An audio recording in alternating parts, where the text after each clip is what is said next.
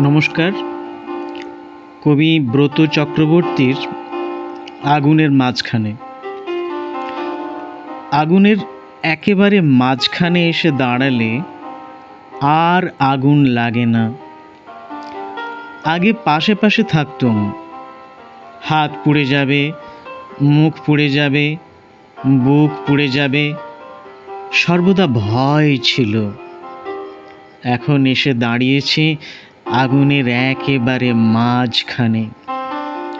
হাত পুড়ে যাচ্ছে, মুখ পুড়ে যাচ্ছে, বুক পুড়ে যাচ্ছে, এখন আর ভয় নেই। এখন ডানায়, প্রত্যেক পালকে আগুন।